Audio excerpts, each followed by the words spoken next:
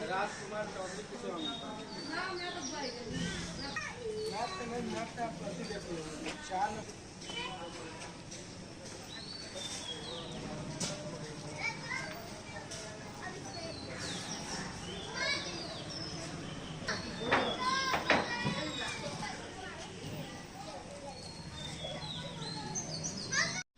जी बताया जाए कि गुप्त रोग और चर्म रोग ये किस तरह माने बीमारियों का जो है परिचालन काफ़ी चला हुआ है, तो इस पर क्या आपका संदेश होगा?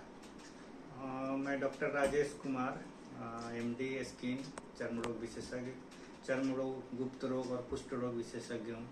जूलन छपरा रोड नंबर 4 में हेल्थम क्लिनिक है, यहीं पे मैं अपना काम करता हूँ। ठीक है, आपका सवाल है गुप्त रोग और चर्म रोग, दोनों एक अलग अलग चीज़ होती है। गुप्त रोग में कई तरह के इन्फेक्शंस बीमारियाँ होती है। गुप्त रोग में एक तो होता है जो कहीं आप गलत जगह पे किसी इन्फेक्टेड पर्सन के साथ किसी तरह का संबंध बनाते हैं तो वहाँ से इन्फेक्शंस होने का चांसेस रहता है। जैसे कि स्टार्टिंग में शुरू में आपको कहीं गलत जगह ऐसे संबंध अनप्रोटेक्शन संबंध हुआ तो वहाँ पे सफ़ेद पानी निकलना, उसमें खुजली होना, पेनलेस बिना दर्द के अल्सर हो जाना, उस पर पेशाब के रास्ते पे पेनिस पे गांठ बन जाना, गोभी का छत्ता जैसा छोटा छोटा बन जाना या फुसरी बन जाना, ये सब गुप्त रोग आता है। इसके अलावा दूसरा चीज़ होता है किसी को बच्चा कम हो रहा है, संक्राणु कम हो गया है, स्पर्म कम हो गया है, तो भी एक बीमारी होता है, उसकी भी इलाज की जाती है। दोनों से संबंधित अगर कहीं आप ऐसे जगह जो लोग हैं संबंध बने लगे कहीं भी आपको पेशाब के रास्ते में दिक्कत है तो स्टार्टिंग में ही डॉक्टर से मिलना चाहिए, नहीं तो बहुत ज़्यादा इसमें जो कुछ कॉमन बीमारियां होती है जिसका नाम सुन के आप लोग डरते होंगे, जैसे कि HIV है, सिफिलिस है, बेलेनाइटिस है, ठीक है, वेजिनोटिस, कई तरह की बीमारियां हैं।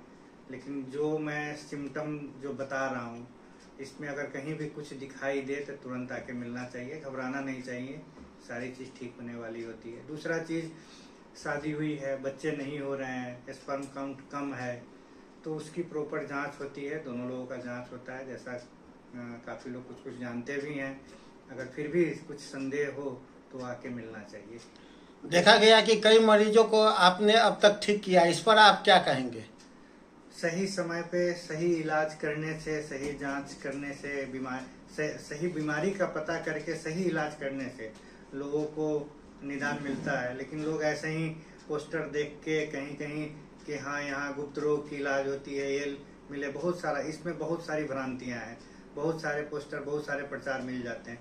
तो ऐसे लोग ऐसे जगह मेरा है कि ऐसे जगह जाने से बचें जहाँ सही समाधान हो, अच्छे डॉक्टर से मिलें जो स्पेशलिस्ट इस लोगों का है, जो इस विभाग में MBBS करने के बाद MD की पढ़ाई होती है, MD करने के बाद तब जाके इस विषय में जानकारी प्राप्त होती है। तो एक ही दवा नहीं होता है, कई तरह की जो होती है, इन चीज़ों पे विचार करना चाहिए और सही जगह पहुंच के उसका प्रॉपर इलाज करना चाहिए। देखा गया कि शिविर लगा के भी आप जागरूकता करते रहते हैं, तो इसको लेकर क्या अपना संदेश देंगे?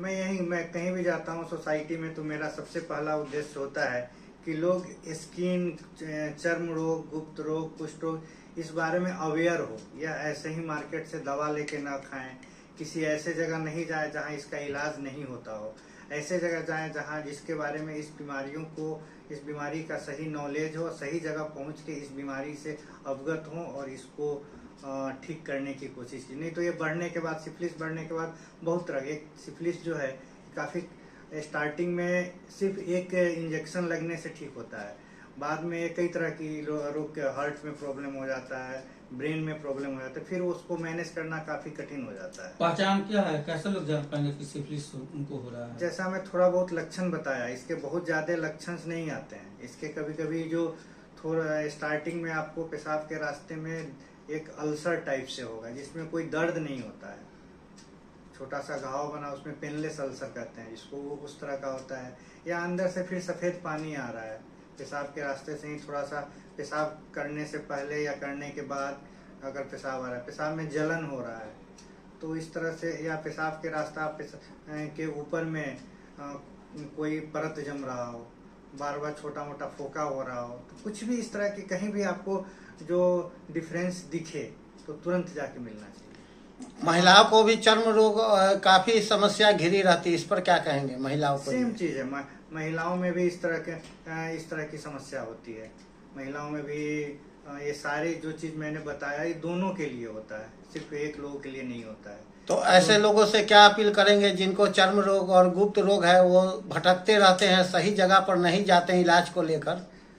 उनसे यही गुजारिश है कि डॉक्टर का अच्छे से पता करें, कौन डॉक्टर हैं जो एमडी हैं, जो स्किन, जिस तरह से हार्ट के डॉक्टर होते हैं, हड्डी के डॉक्टर, ऑर्थो होते हैं, कार्डियो होते हैं, न्यूरो होते हैं, उस तरह स्किन के भी डॉक्टर होते हैं। सबकी सेम उसी तरह का ड्यूरेशन की पढ़ाई होती है। तो ऐसे सही जगह पे पहुंचना सबसे जरूरी चीज है। अभी सर मौसम का जो बदलाव हो रहा है, तो उस बदलाव में कैसे सेहत का ख्याल अच्छे से लोग रख पाएंगे? प्रीवियसली मैंने कई बार इन चीज़ों पे चर्चा की है। फिर से जो टेम्परेचर हो, जो ही मौसम बढ़ता है, हम लोगों के शरीर में जो ह्यूमिडिटी बढ़ती है, गर्मी बढ़ती है, तो सबसे ज़्यादा होता है कि डिहाइड्रेट ना हो। पानी की मात्रा, जूस की मात्रा, नारियल पानी की मात्रा, प्रॉपर बहुत ज़्यादा तेल मसाला वाला चीज़ नहीं खाना, धूप में जब आप निकलें तो सनस्क्रीन वगैरह लगाना, सफ़ेद गमछा जो होता है उसको सर पे रख के, बॉडी को ढक के, फुल कपड़ा जो होता है, कपड़ा वगैरह जो पहने, लाइट कलर का कपड़ा पहने, जिससे कि जो रेज होता है, अल्ट्रावायलेट रेज जो निकलता है वो आपको रिफ्लेक्ट करेगा। डार्क पहनेंगे तो आपको शरीर को नुकसान करेगा। तो सफ़ेद है, लाइट पिंक है, लाइट येलो है, इस तरह का लाइट कलर का कपड़ा पहनिए। दूसरा है पानी, जहाँ मौका मिले पानी पीते रहिए, पानी, बॉडी को डिहाइड्रेट मत होने दीजिए। और फिर भी इसके बावजूद भी अगर आपके शरीर पे किसी तरह का स्किन का कोई दाग दिखता है तो डॉक्टर से संपर्क करें। उनको भी चर्म रोग की बीमारी होती है, तो वो काफी माने जब नोचने लगता है बदन तो उसको खुजलाने लगते हैं, तो ये क्या, इसके लिए क्या परहेज करना चाहिए चीनी पेशेंट को? शुगर पेशेंट से सबसे जरूरी चीज़ है इसको समझना कि शुगर के कारण हमारे बॉडी में क्या क्या चेंजेस आता है। शुगर के कारण बॉडी में हमारे किडनी में असर आता है, लीवर में आता है, और आँखों की रोशनी पे असर आता है, बॉडी के जो नस है उस पर असर आता है। उसी तरह से स्किन पे भी असर आता है। जो स्किन पे असर आता है, बॉडी बहुत ज़्यादा ड्राई होने लगता है, ठीक है। तो इसके लिए हम लोगों को सबसे ज़रूरी चीज़ है कि बॉडी को मॉइस्ट करके रखना, इसको नरम रखना। साबुन जो होता है, तरह तरह का मार्केट का साबुन नहीं लगाना, ऐसा साबुन का उपयोग करना जो आपके बॉडी के टेम्परेचर के अनुसार हो, पीएच के अनुसार हो। जो जिस तरह आपका पीएच है, लोग बहुत हाई पीएच का साबुन, बहुत परफ्यूम वाला साबुन, ये सब यूज़ नहीं करना। साथ में नारियल तेल हो, कोकोनट ऑयल हो, वैसलीन हो, बॉडी लोशन हो, जो हो आपके घर में जो अवेलेबल हो, वो पूरे शरीर में एक बार जरूर लगाइए। देखा जा रहा है कि मुजफ्फरपुर शहर में काफ़ी बीमारियों को अब तक आपने ठीक किया है और काफ़ी प्रसिद्ध डॉक्टर के रूप में चिन्हित हो रहे हैं। इस पर आपका क्या संदेश होगा आम जनता के लिए? अब ये तो पेशेंट में इस चीज़ पे तो एक पॉलिटिकल स्टंट है, इस चीज़ पे मैं कुछ नहीं बोलूँगा। लेकिन जनता के लिए है कि सही दवा, सही बीमारी का सही दवा का तालमेल बहुत ज़रूरी है। ऐसे ही मार्केट से दवा खरीद के, दुकान से दवा खरीद के नहीं खाएं, प्रॉपर जगह दिखाएं, सही स्किन जगह पे दिखाएं जहां सही इलाज होता हो। और यही मेरा संदेश है।